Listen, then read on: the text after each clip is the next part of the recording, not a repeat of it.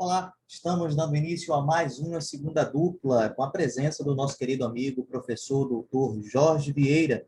E no nosso encontro de hoje, nós vamos discutir a respeito do encontro do presidente Jair Bolsonaro, esta semana passada, com a neta de um ex-ministro de Hitler.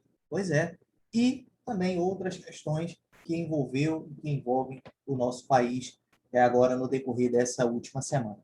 Boa noite, professor. Seja muito bem-vindo a mais uma segunda dupla. E, logo de cara, a primeira pergunta é justamente essa. Como a gente pode, né, aceitar que, em um Estado democrático de direito, um país que tem uma Carta Constitucional, a de 1988, que é conhecida como a Constituição Cidadã, né, pode aceitar um presidente da República eleito democraticamente tendo esse tipo de contato com o nazifascismo. O que o senhor tem a falar sobre isso? Boa noite, professor. Boa noite, Gabriel. Boa noite, caros telespectadores que nos acompanham, que nós somos muito gratos pelo prestígio que vocês nos dão através das redes sociais. Olha, de pronto, sobre essa questão, eu já posso dizer o seguinte: se alguém tinha alguma dúvida das relações políticas, ideológicas do presidente Bolsonaro e sua tropa, agora está comprovado. Suas relações, né, nazifascista, de extrema-direita. E aí a gente pode, agora, pegando os fatos, jogar luzes sobre a realidade. Veja, o presidente Bolsonaro, desde que assumiu, que ele mente. Mente de tudo. O que ele afirma à tarde, ele mesmo se desmente à noite. E aí sucessivamente. Depois, ele tem desestruturado o Estado brasileiro do ponto de vista institucional. Então, e aí, todas as instituições. Ele já desmoralizou os evangélicos, ele já desmoralizou os católicos seguidores dele, ele já desmoralizou o Exército, o próprio Exército, de onde ele foi expulso, ele tem desmoralizado permanentemente. O Supremo Tribunal Federal, o Congresso Nacional, e aí o gravíssimo, que alguns representantes dessa instituição deixam-se usar ou ser usados por ele. É o caso do Congresso agora, que permanentemente ele desmoralizou um monte de gente, muitos parlamentares, presidentes de partidos, e agora o Centrão vai de bandeja pelos seus interesses, né, em ter a máquina do Estado em função dos seus parlamentares. O Centrão está completamente de corpo e alma junto com o presidente Bolsonaro. E vai ser mais um, esses que estão com ele. O que ele fez, por exemplo, com os ex-ministros. O Moro, que para a população, parte significativa da população, nunca acreditou em Sérgio Moro, na sua imparcialidade como juiz, e muito menos quando assumiu ser ministro do Bolsonaro, mas tinha parte da população que acreditava no Moro. Até saiu, né, as informações do Intercept, o conluio que o Moro, né, fez com alguns membros do Ministério Público Federal e membros da imprensa. Então, quer dizer, o que ele tem feito, do ponto de vista político e ideológico, é desmoralizar completamente quem ainda acreditou nele. Só que tem questões gravíssimas que a gente precisa avaliar com muita seriedade, com muita objetividade. É o caso, né, da pandemia. Ele disse que era uma gripezinha, ele disse que era coisa de marica, então, ele completamente ignorou o impacto que essa pandemia teria na população, e está tendo ainda os nossos dias, já são 552 mil brasileiros que perderam a vida por falta de precaução, de intervenção do governo federal de forma planejada, articulada com os estados e os municípios. E os afetados? Quem são? Idosos e a maioria da população pobre. Aí tem uma análise. Porque o idoso, a Previdência, então, interpreta-se exatamente a limpeza dos idosos, né, que são dependentes da Previdência Social, e os pobres do Bolsa Família, que são exatamente dependentes das políticas públicas, principalmente. Então, veja, a política fascista desse governo, né, jogando, né, efetivamente parte significativa da população, né, para a vala, né, do sepultamento. Então, veja, e cotidianamente o número ainda está altíssimo, mesmo com toda a pressão da sociedade, mesmo com a CPI revelando todas as coisas, ele teve que tomar algumas vezes, e, pasmem, quando ele viu, e o grupo dele viu, a possibilidade de compra de vacina com valores estratosféricos em relação ao resto das outras vacinas, até entrar em contato com o primeiro-ministro, quando ele fez. E a CPI está revelando toda a trama que estava por trás do próprio Bolsonaro, do então ministro Pazuello, e funcionários, deputados e senadores ligados a essa movimentação de compra da vacina indiana. Então, na verdade, o presidente Bolsonaro receber essa deputada de extrema-direita, né, e ligada com sua família ao nazismo, é o símbolo acabado de tudo aquilo que, se alguém tinha dúvida, ele e outros ministros, foi o momento de confirmar para quem tinha alguma dúvida das posturas do presidente Bolsonaro. Não tem projeto para o Brasil, ele age desmontando a estrutura política, institucional, econômica do país em função desse projeto suicida que está levando o Brasil esse descompasso. E eu escrevi um artigo e publiquei: o Brasil nas mãos de Bolsonaro como principal líder da nação é um Titanic que está afundando. Perfeito.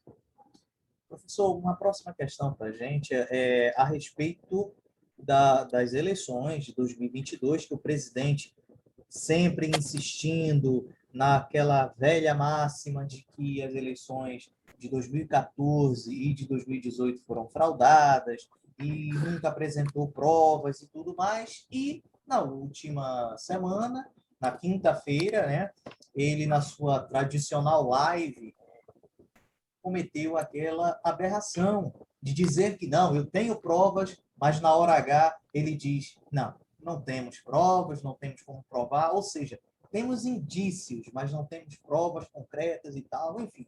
Como que você ouviu, professor, esse destempero, mais um destempero do presidente da República em afirmar uma coisa e, na hora de chamar as claras, cadê as provas? Foi uma vergonha, não foi, professor? A vergonha foi patético. Na verdade, a live é a demonstração, é a prova de que ele não tem prova.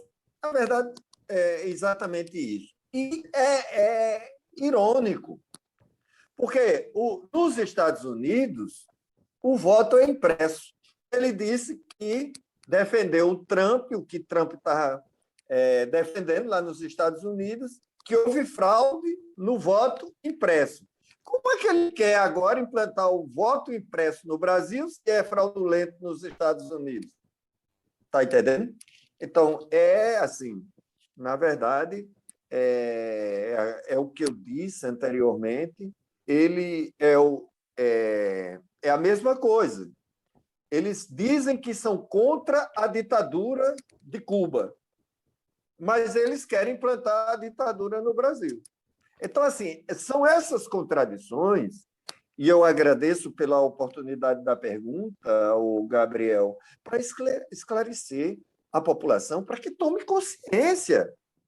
O povo brasileiro precisa tomar consciência dessa situação que está no Brasil à frente esse presidente Bolsonaro. Está afundando o país, desmoralizando o país na comunidade internacional. O Brasil, principalmente no governo Lula, que ascendeu do ponto de vista econômico, do ponto de vista da governabilidade e da credibilidade internacional, hoje o Brasil vai para o fundo do poço em nível nacional e em nível internacional.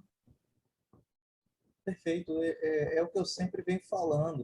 Talvez, no rumo que as coisas estão tomando, daqui a pouco o Brasil vai ter que estar pedindo dinheiro novamente ao FMI, né? A coisa está brava. Se continuar com essa política nefasta, econômica, a coisa só tem a degringolar cada vez mais. Professor, uma próxima questão, a terceira questão para a gente, é o, o ministro, né, nacional de educação, ele fez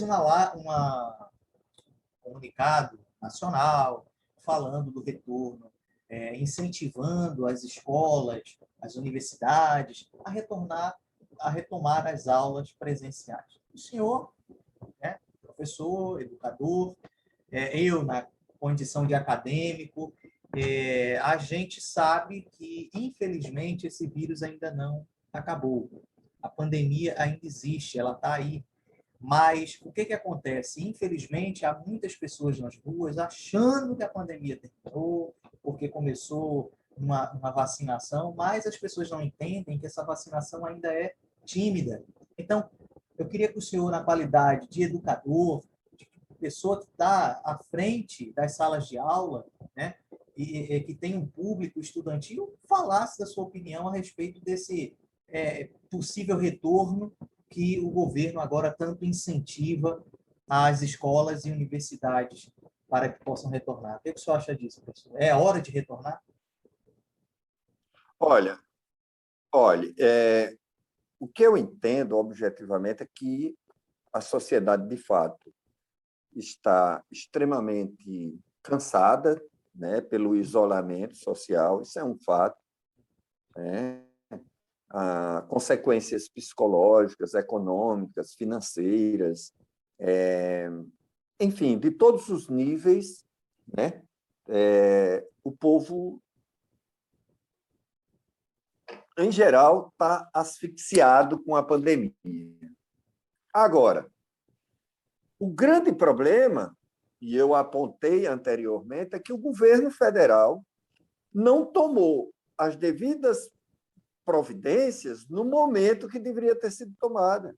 Ele não coordenou uma ação no Brasil para imunizar a população, do ponto de vista do isolamento, da vacina, das precauções que deveriam ser tomadas, do processo educativo que deveria ter sido feito para a população, com a população, enfim. Aí nós estamos nesse caos agora, exatamente. Então, eles trabalharam, né, dentro dessa linha perversa. Eles sabiam que a população ia chegar ao momento de estrangulamento. Eles sabiam que a população não aguentaria financeiramente. Então, eles usaram esticar a corda até quando puderem, não fosse CPI. Até hoje, nós não tínhamos vacinação, né, mínima para chegar e dizer, olha, nós estávamos certos. Essa é a lógica desse governo. Esse é o caminho que esse governo quer tomar. Então, quer dizer, é o momento, efetivamente, que a população está exausta, né, pelos vários pontos que eu indiquei e muitos outros, e aí eles vêm com a posição de volta às aulas. Agora, como voltar às aulas em situações totalmente diversas? Veja, nós estamos voltando no SESMAC no formato híbrido. Temos algumas aulas remotas que alunos optaram para continuar de forma remota, e temos alunos, né, de formato híbrido. Detalhe, agora você comparar o SESMAC, uma instituição que praticamente 50 anos, uma instituição que é uma fundação com toda a estrutura, capacidade dos seus gestores, em criar todas as condições de imunização, de precauções, de isolamento, de organização, com uma escola do povoado X no interior do sertão de Alagoas. Não tem comparação. Essa questão da desigualdade é o grande desafio, o grande problema. É isso, né? Você tem, como eu disse, instituições que, né, privadas e privada de direito público, como é o caso do SESMAC, que têm condições de se estruturar para criar todas as condições, enquanto você tem a rede estadual, rede municipal, que não tem as mesmas condições de estruturar a volta às aulas. É o grande desafio que esse governo fez para jogar a responsabilidade sobre os ombros da maioria da população. Esse é o grande problema. Perfeito. Professor, uma próxima questão para a gente, uma penúltima questão, é o seguinte. Eu tenho observado que começa a existir no nosso país um movimento do MEC, né, do Ministério da Educação, aprovando alguns cursos de direito 100% EAD. Veja, saiu uma matéria no Rio Grande do Sul, no jornal do Rio Grande do Sul, que a Estácio de Sá de Pelotas, o polo de Pelotas, no Rio Grande do Sul, já está liberado para cooptar alunos para essa modalidade 100% EAD. Para nossa surpresa, durante a semana, outras instituições também estão anunciando que já estão com a modalidade EAD para ser pré-aprovada, outras dizem que já está aprovada, enfim. O que o senhor acha desse sistema que se avizinha, professor? O senhor acha que realmente o direito 100% EAD será uma boa para essa modalidade educacional aqui no nosso país? Olha, vou ser bem objetivo, transparente, como sempre eu sou, tá? Eu posso te dizer com absoluta convicção, o Gabriel e a quem nos está acompanhando, eu não estou convencido absolutamente desse processo remoto completamente. É claro que nós temos hoje os meios de comunicação, as redes sociais, nós temos a internet, que é uma realidade. Agora, uma aula ministrada presencialmente, onde o professor interage, tem todas as condições, e uma aula online são completamente diferentes. Eu digo isso pela prática. Veja, durante esse período da pandemia, que eu acompanhei, eu encontrei de tudo nos alunos. Aluno que ligava o aparelho celular, mas estava em campanha política o ano passado nas eleições. Aluno que estava roncando, deitado numa cama, esparramado. Aluno que estava no hospital acompanhando alguém e o aparelho ligado e ele não sabia nem que estava ligado. Então, quer dizer, é óbvio, ou que quando está em casa, né, a cabeça daquele aluno pode estar em 1000 outros lugares, menos na aula. Então, quer dizer, utilizar alguns momentos de forma remota, eu acho normal. Agora, você implantar um curso, qualquer curso, completamente online, sinceramente, eu tenho minhas dúvidas, eu tenho profundas preocupações quanto à qualidade desse aluno, à qualidade desse profissional quando sair. Esse é meu posicionamento. Perfeito. Professor, uma última questão para a gente. Vejamos o seguinte. Durante a última semana, a gente tem acompanhado mais e mais ataques, né, sistemáticos do atual presidente contra as instituições. Porém, já começa a se falar em Brasília que o STF começa a preparar, sob o ponto de vista jurídico, né, fique bem claro, sob o ponto de vista jurídico, uma resposta à altura para o presidente Jair Bolsonaro. Então, para a gente encerrar, professor, o senhor não acha que já passou da hora do STF, de fato, avançar com as investigações contra as fake news e tudo mais, e dar um veredito contra a pessoa do presidente, porque são crimes e crimes absurdos, todo santo dia. O que o senhor tem a falar sobre isso? Qual a sua opinião, professor? Você não acha que já passou da hora? Exatamente. A minha posição. Isso, já. Eu acho que. Eu acredito que já deveria. Porque são mentiras e mentiras que ficam implantadas. Então, é preciso que as instituições se posicionem. Instituições da sociedade brasileira, CNBB, ABI, Associação Brasileira de Imprensa, OAB, Ordem dos Advogados do Brasil, partidos políticos de toda natureza, que também já estão pedindo um posicionamento, o próprio Supremo Tribunal, né, a imprensa tem veiculado que o presidente do Supremo Tribunal Federal deve ter uma fala no retorno do recesso, né? Um posicionamento sobre essa situação.